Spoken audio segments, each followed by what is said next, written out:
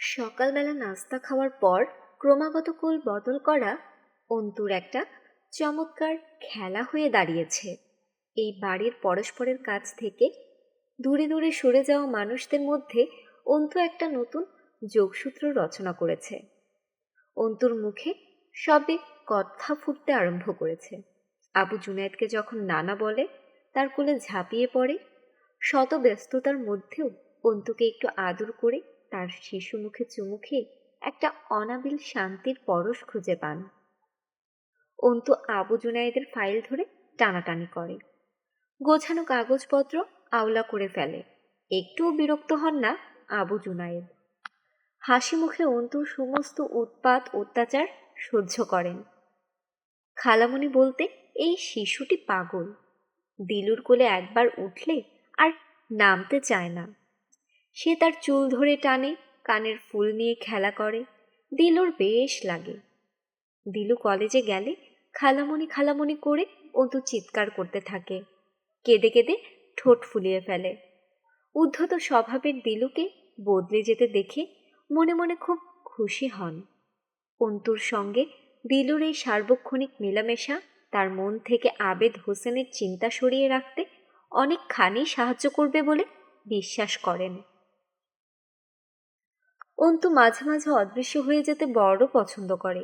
সে খাটের তলায় অথবা ঘরের কোনো কোণা কাঞ্চিতে লুকিয়ে থাকে। খুঁজে পাওয়া না গেলে সারা বাড়িতে একটা আতঙ্ক ছড়িয়ে যায়। অন্তু কোথায়, অন্তু কোথায়। কোথাও খুঁজে পাওয়া যায় না। খুঁজে খুঁজে সকলে যখন হয়রান, খাটের তলা থেকে অন্তু মাথায় ঝুল কালি মেলে হাসতে হাসতে বেরিয়ে আসে। এই একটুখানি শিশু কত চাতুরি জানে। সকলের দৃষ্টি এড়িয়ে কোনো ফাঁকে সিঁড়ি বেয়ে নিচে নেমে আসে। একেবারে আঙিনায় বেরিয়ে এসে ফড়িংয়ের পেছনে ছুটোছুটি করে। হাতের কাছে যা পায় মুখের ভেতর চালান করে দেয়। একবার একটা আস্ত কেঁচো মুখ থেকে বের করা হয়েছিল।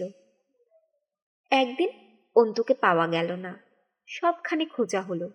সবগুলো খাটের তলা দেখা হলো, রান্নাঘরে খোঁজ করা হলো, স্টোর রুম, নিচের অফিস ঘর তন্ন তন্ন করা হলো। না, অন্তু কোথাও নেই। সকলেরই একটা প্রশ্ন, অন্তু কোথায়, কোথায় যেতে পারে অন্তু?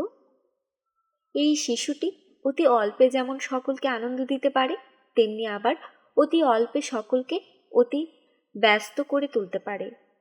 কোথাও যখন পাওয়া গেল না, নুরুন্নাহার বানুর সহজাত প্রবণতা মনে করিয়ে দিল যদি অন্তু গোয়াল ঘরে গিয়ে থাকে।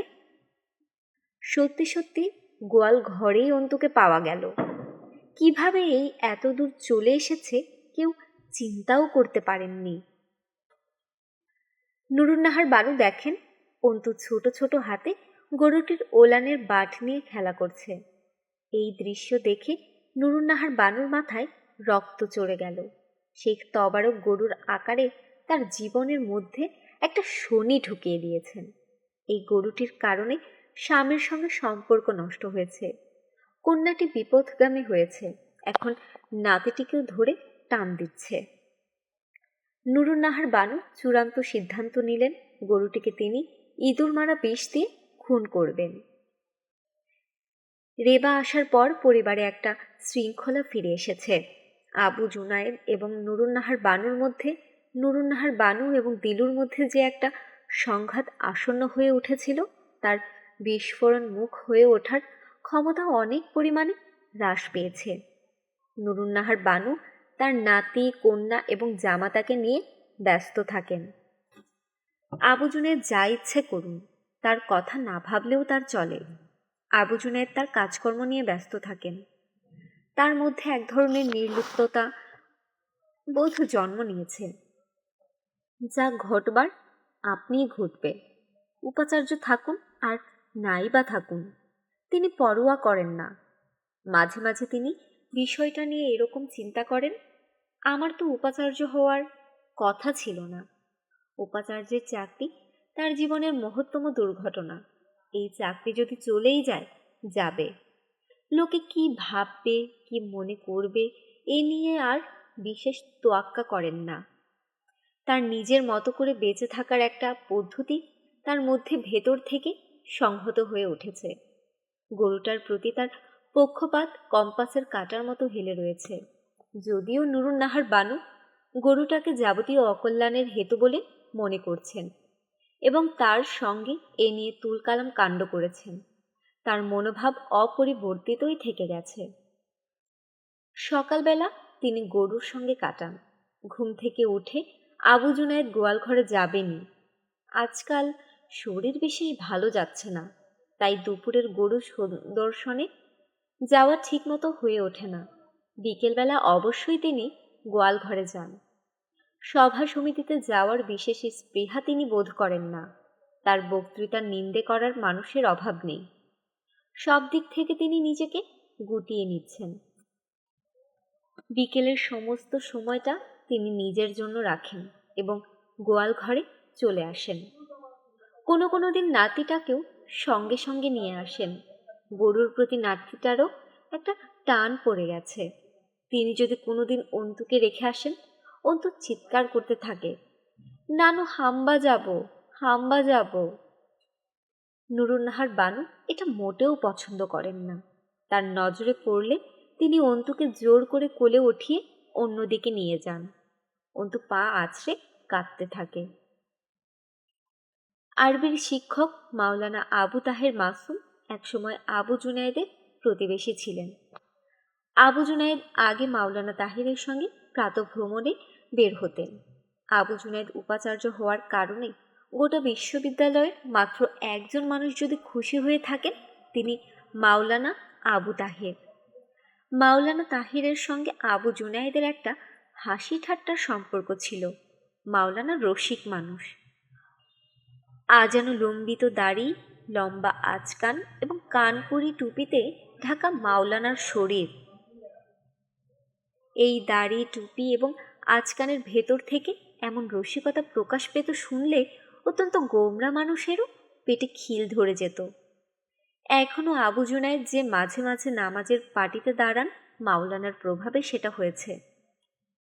মাওলানার সঙ্গে আবু জুনায়েদের বিশেষ আটাআটি নেই। উপাচার্য অফিসে হোক কি বাড়িতে হোক, মাওলানা আবু তাহের আবু জুনায়েদের সঙ্গে সাক্ষাৎ করতে কারো তোয়াক্কা করেন না, সরাসরি চলে আসেন। এক সন্ধেই মাওলানা আবু জুনায়েদকে তার বাড়িতে এসে তালাশ করলেন। আবু জুনায়েদের বেয়ারা জানালো তিনি পেছনের গোয়াল ঘরে রয়েছেন। বাড়ির পেছনে আবু জুনায়েদ যে একটি গোয়ালঘর তৈরি করেছেন মাওলানা জানতেন না। গোয়ালঘরের অবস্থান জেনে মাওলানা এসে দেখেন আবু জুনায়েদ আপন হাতে টুকরো করে কাটা নেপিওর ঘাস অল্প অল্প করে গরুর মুখে তুলে দিচ্ছেন। তিনি বললেন, আসসালামু আলাইকুম জুনায়েদ সাহেব, মাসখানেক আপনার সঙ্গে সাক্ষাৎ করতে আসতে পারিনি, গোস্তাকে মাফ করবেন। আবু জুনায়েদ বললেন, আরে মাওলানা সাহেব, আসেন আসেন, কয়েকদিন থেকে আমি মনে মনে আপনাকেই খুঁজছিলাম। আবু জুনায়েদ নেপিওর ঘাসের চুপড়িটা গরুর সামনে রেখে উত্তর দিকে শেডটার বাতি অন করলেন। ঝলমল করে আলো জ্বলে উঠতেই গরুটা মাওলানার চোখে পড়ে গেল। এক ঝলক দেখেই মাওলানার কণ্ঠ দিয়ে বিস্ময়সূচক একটি ধ্বনিই বেরোলো, মাশাল্লাহ, এই সুন্দর জিনিস আপনি পেলেন কেমন করে? পিঠে দুইখানি পাখা থাকলে অনায়াসে বলা যেত পারত একটা বুর্রাক।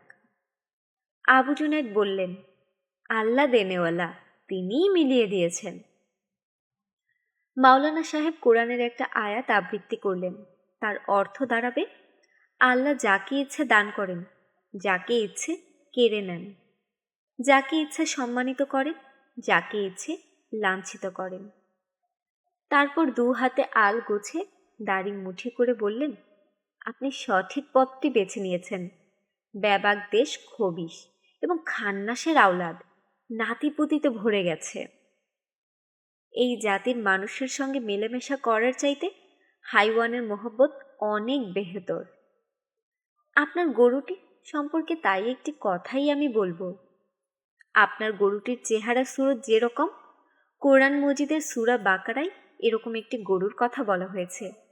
কেবল দুইটা তফাৎ, সূরা বাকারায় যে গরুটির কথা উল্লেখ আছে সেটির গায়ের রং উজ্জ্বল হলুদ, আর আপনার গরুটির রং লাল। আর আপনার গরুর চাকা চাকা দাগ আছে। সূরা বাকারার গরুতে তেমন কোনো দাগের কথা উল্লেখ নেই। আবু জুনায়েদ বললেন, মাওলানা সাহেব, গরুর ভাগ্য আর আপনার এলেমের তেজ। মাওলানা আবু তাহের দাঁতে জিভ কাটলেন। ভাই, ওই রকম কথা বলবেন না। আল্লাহ আপনাকেই এলমে লাদুন্নি বকশিস করেছেন। এই এলমে লাদুন্নি ছিল বলেই আপনি এত উপরে উঠতে পেরেছেন। আমি অতিশয় এক নাদান বান্দা। আমি তাই আপনাকে বিশেষ একটা অনুরোধ করব, যদি আপনি রাখেন। আবু জুনায়েদ বললেন, বলুন, আপনার অনুরোধ কি? মাওলানা সাহেব জবাব দিলেন, আমি আপনাকে স্বার্থপরের মতো আচরণ না করতে বলবো। আবু জুনায়েদ বললেন, আমি স্বার্থপরের মতো আচরণ কোথায় করলাম? আপনি এ কথা বলেন। আমি না বললে কে বলবে আপনি এ বাড়ির পেছনে এমন এক সুন্দর পরিবেশ সৃষ্টি করেছেন? প্রথমত সে কথা জানাননি, দ্বিতীয়ত একা একা এই জান্নাতের শান্তি উপভোগ করছেন, বন্ধু বান্ধবকে তার হিস্সা দিচ্ছেন না। আবু জুনায়েদ একটু অবাক হয়ে বললেন, মাওলানা, আপনি আমাকে কি বলতে চাইছেন বুঝতে পারছি না। যা হোক, বলুন আমাকে কি করতে হবে।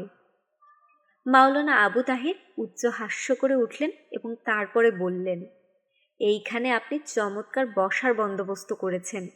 সন্ধ্যাবেলা বন্ধু বান্ধবদেরও বসার বন্দোবস্ত করে দেন। চমৎকার এক জায়গা, চারদিকে গাছগাছালিতে ঢাকা। এখানে বসে একটু প্রাণ খুলে কথাবার্তা বলা যাবে।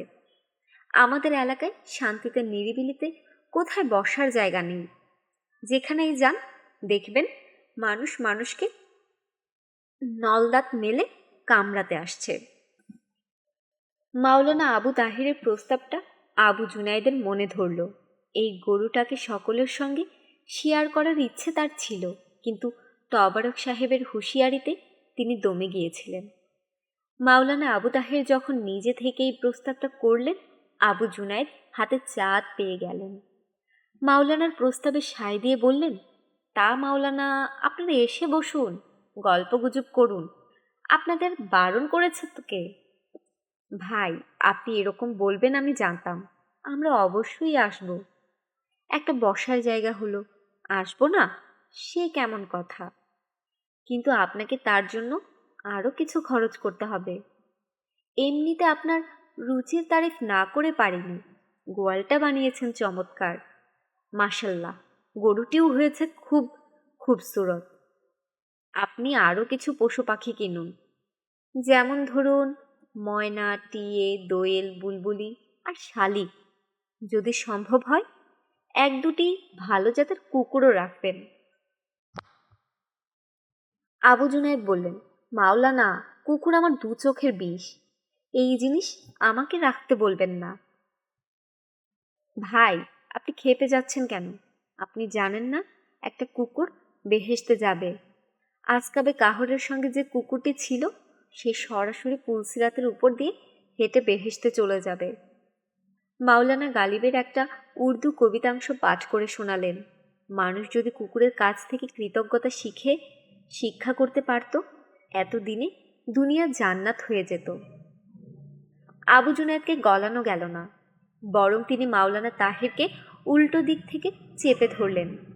মাওলানা, আপনার এত কুকুর প্রীতি কেন? বুড়ো বয়সে কি গায়ে সাহেবদের হাওয়া লাগলো?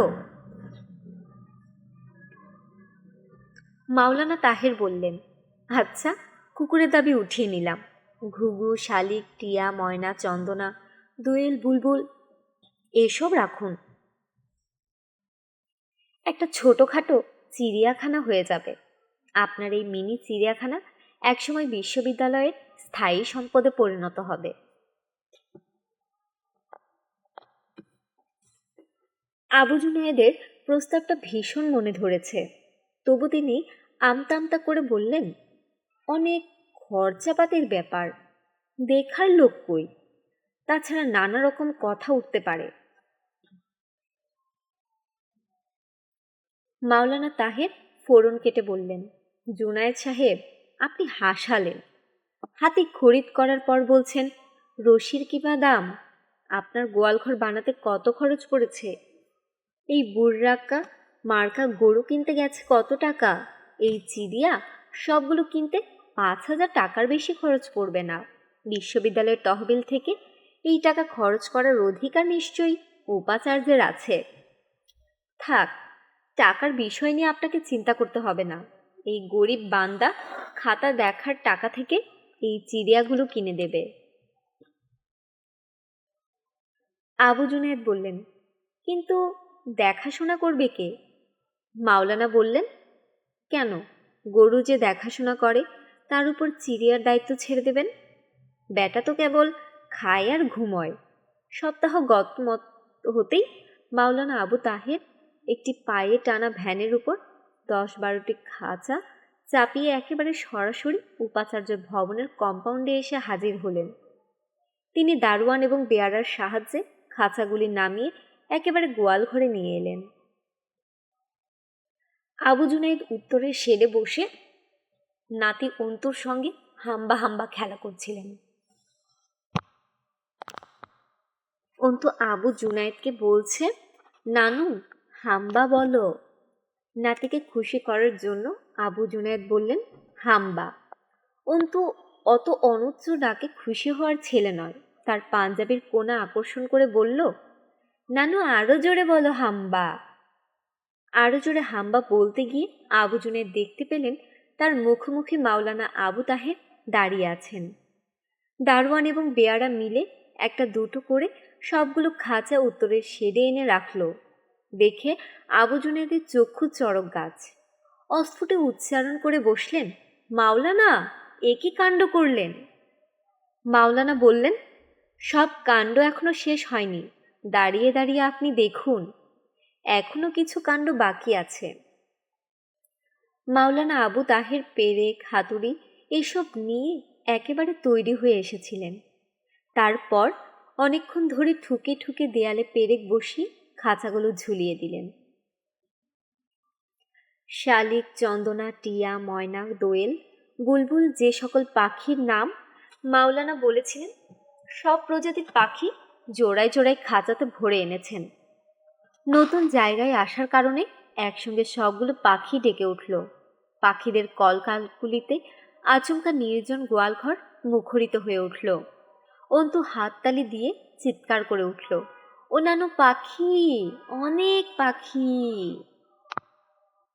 আবু জুনায়েদ বললেন, হ্যাঁ নানু, অনেক পাখি। জনার্দন চক্রবর্তী হলেন আবু জুনায়েদের মিনি চিড়িয়াখানার প্রথম দর্শক। তার বিষয়ে কিঞ্চিত ভূমিকা দেয়া প্রয়োজন। তিনি সংস্কৃতের প্রবীণ শিক্ষক। চাকরির মেয়াদ অনেকদিন আগেই ফুরিয়েছে। যেহেতু সংস্কৃত ব্যাকরণ এবং অলঙ্কার শাস্ত্রের শিক্ষক পাওয়া দুরূহ হয়ে উঠেছে, তাই 2 বছর এক্সটেনশন দিয়ে জনার্দন চক্রবর্তীর চাকরি এতদিন পর্যন্ত বহাল রাখা হয়েছে। সাম্প্রতিককালে বেনারস হিন্দু বিশ্ববিদ্যালয় থেকে একজন তরুণ দুলাল বিশ্বাস ব্যাকরণ এবং অলঙ্কার শাস্ত্রে ডক্টরেট করে এসেছেন। এবার জনার্দন চক্রবর্তীর চাকরি নবায়নের কোনো সম্ভাবনা ছিল না, কিন্তু জুনায়েদ নিজে থেকে উদ্যোগ নিয়ে জনার্দন চক্রবর্তীর চাকরি নবায়ন করেছেন। এ নিয়ে অনেক কথা হয়েছে। আবু জুনায়েদ যেসব আমলে নেননি। জনার্দন চক্রবর্তীর প্রতি এই পক্ষপাতের একটা কারণ অবশ্য আছে।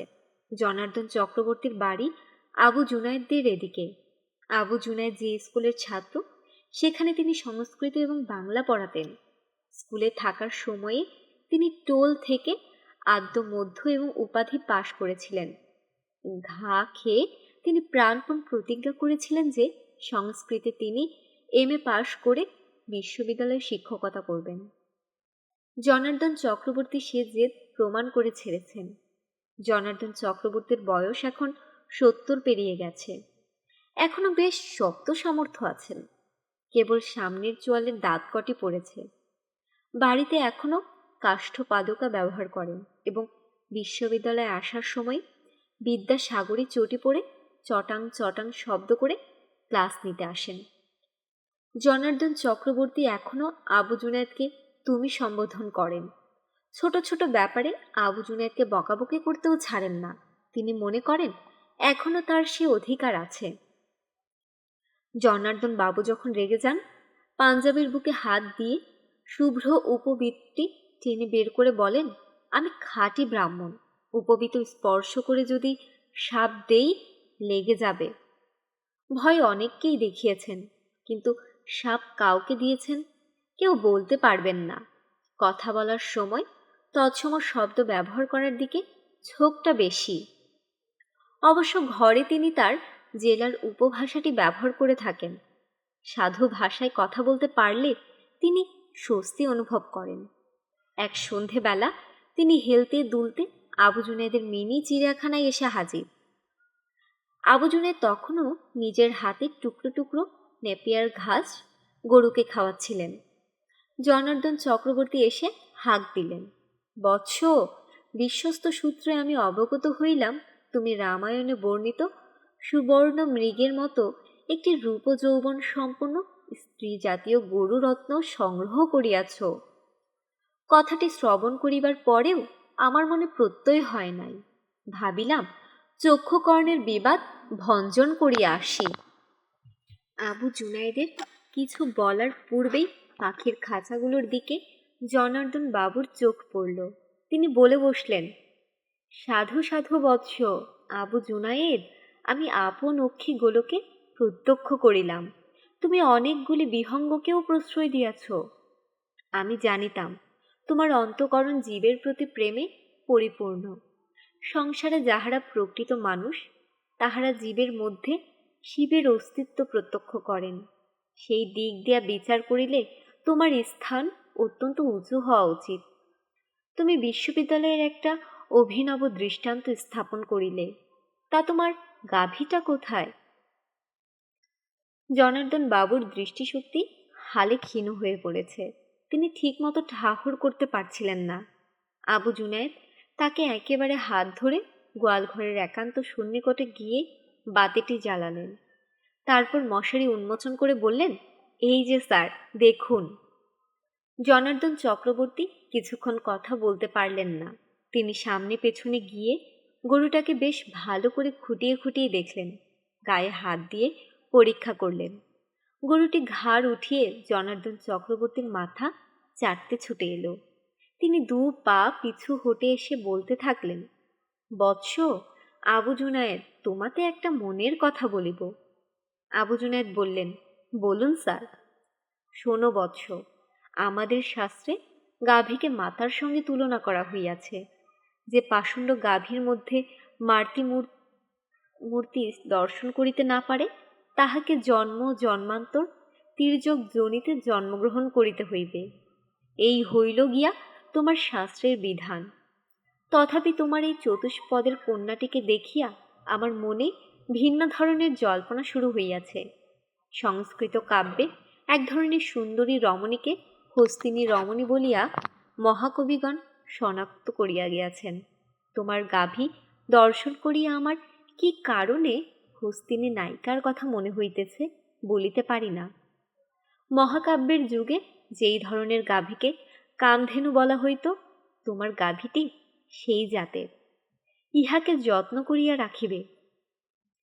আবু জুনায়েদ জনার্দন চক্রবর্তীর কথায় তুষ্ট হলেন।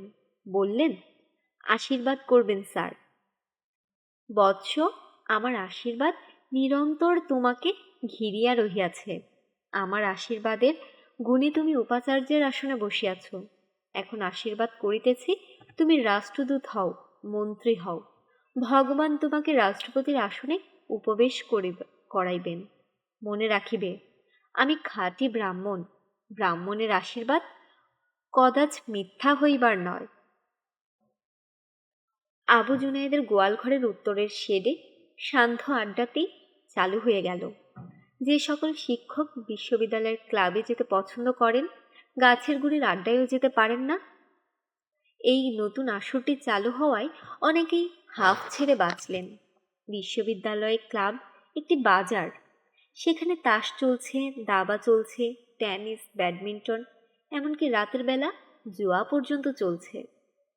বিশ্ববিদ্যালয়ের দলাদলের প্রধান আখড়া হল এই ক্লাব।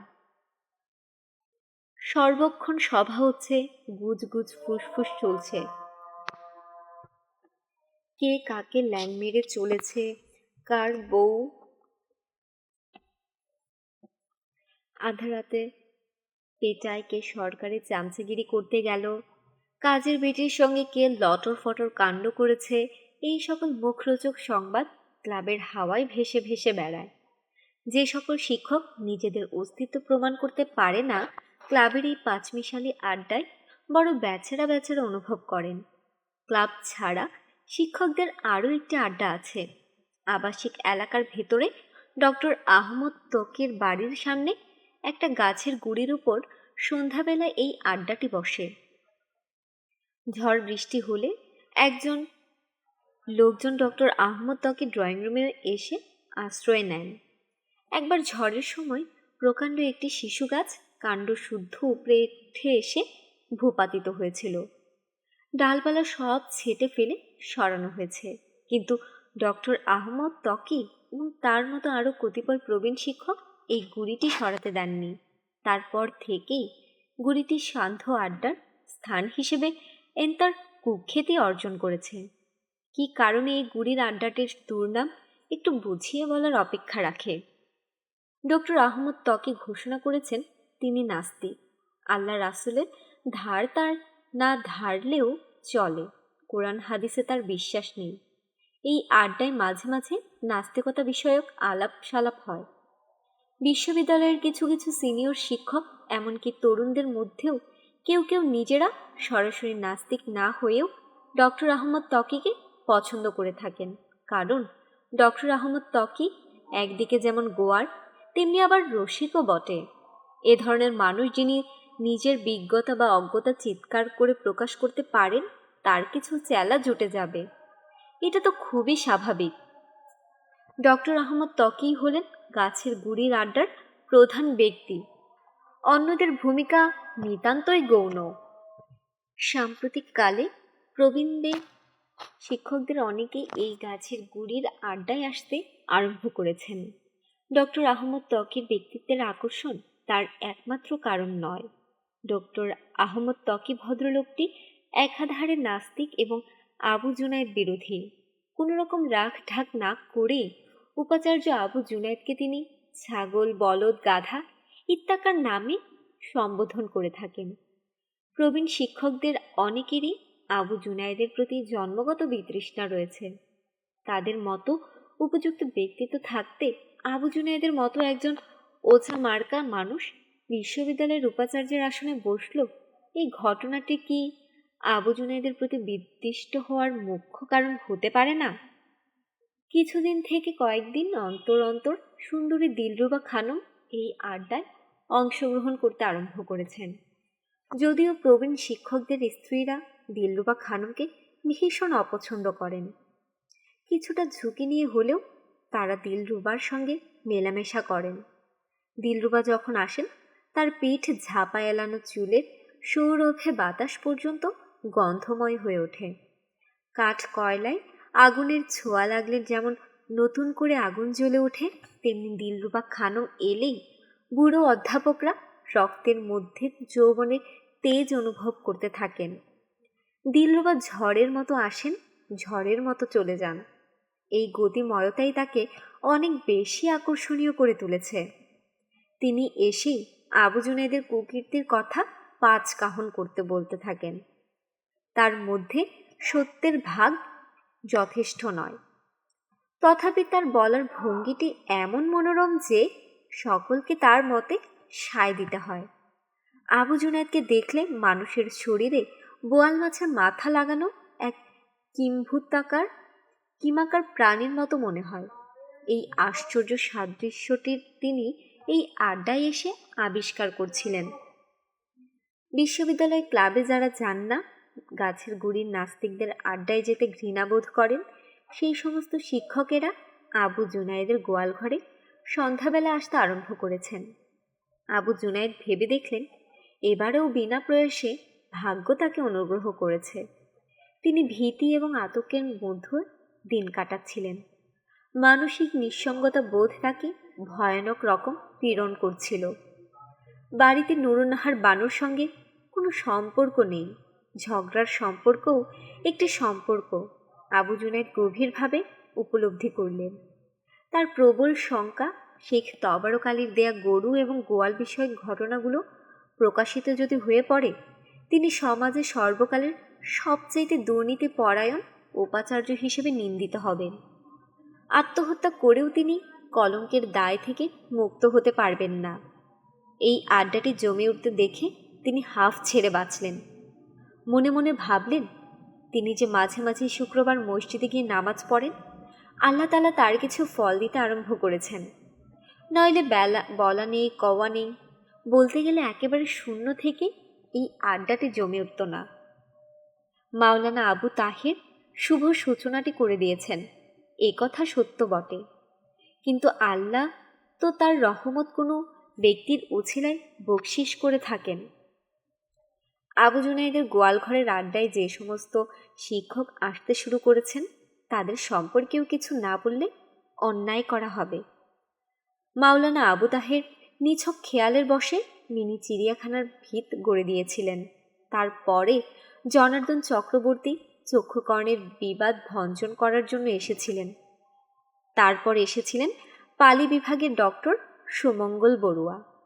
বড়ুয়াবাবু তার জন্য একটি বাড়ি বরাদ্দের তদবির করতে এসেছিলেন। আবু জুনায়েদ এমনভাবে তার সঙ্গে কথা বলেছেন, তিনি বাড়ি পেতেও পারেন, আবার নাও পেতে পারেন। পেতে পারেন কারণ তার চাকরি অনেক দিনের, আবার না পেতে পারেন কারণ বাড়ি খুব অল্প, দাবিদার অনেক। যা হোক, তিনি চেষ্টা করবেন। তারপর থেকে সুমঙ্গল বাবু আড্ডায় স্থায়ী সদস্য হয়ে গেলেন। তিনি আবু জুনায়েদের গরু এবং পাখিগুলোকেও পছন্দ করে ফেললেন। ডক্টর সুমঙ্গল বড়ুয়ার পর ফিজিক্স বিভাগের ডক্টর দেলোয়ার হোসেন। ডক্টর দেলোয়ার হোসেনের ইন্টারমিডিয়েট 3rd ডিভিশন ছিল, সেটাই তার প্রফেসর হওয়ার পথে মস্ত বাধা হয়ে দাঁড়িয়েছে। এই বিশ্ববিদ্যালয়ে ভুরি ভুরি 3rd ডিভিশন পাওয়া শিক্ষক প্রফেসর হয়ে গেছেন, সেটা আসল কথা নয়। বিভাগীয় চেয়ারম্যানের সঙ্গে ডক্টর হোসেনের সম্পর্ক ভালো নয়। বিভাগীয় চেয়ারম্যান অনুমোদন করছেন না বলেই তার প্রমোশন ঠেকে আছে। উপাচার্য সাহেবকে গোয়ালঘরে নিরিবিলিতে পাওয়া যায়। তার উপর যে দীর্ঘকাল ধরে অবিচার চলছে, সেই দুঃখের কথাটি জানাতে এসেছিলেন। আবু জুনায়েদ জানিয়েছিলেন, ফিজিক্স বিভাগের চেয়ারম্যান খুব ঘাওড়া টাইপের মানুষ। তবু তিনি তার প্রভাব খাটিয়ে চেষ্টা করবেন কিছু করা যায় কিনা। তারপর থেকে সন্ধে হলেই ডক্টর দেলোয়ার হোসেন আড্ডায় হাজির থাকতে আরম্ভ করলেন। এভাবে 3 মাসের মধ্যে অর্থী প্রার্থী মিলে 20-25 জন শিক্ষক গোয়ালঘরে নিয়মিত হাজিরা দিতে আরম্ভ করলেন। দর্শন বিভাগের আয়েশা খানম আসতে আরম্ভ করায় আড্ডাটির কিঞ্চিত জৌলুস বেড়েছে। আয়েশা খানমের তেমন কোনো দাবি নেই, তবে তিনি পুরুষ মানুষের ওপর প্রভাব বিস্তার করে যৌন সুখের মতো এক প্রকার সুখ অনুভব করে থাকেন। এই মহিলাকে সকলে কেন এড়িয়ে চলতেন, এক কথায় বলা মুশকিল। হয়তো তার বয়স একটু বেশি, হয়তো তার স্থূল বপু এবং পান দোক্তা খাওয়া গ্যাটে লাল দাঁতের কারণে পুরুষ শিক্ষকেরা তাকে পছন্দ করেন না। মাছ যেমন পানিতে সাঁতার কাটে, পাখি আকাশে ওড়ে, আয়েশা খানমও এই আড্ডার মূল কুশীলবদের একজন হয়ে গেলেন।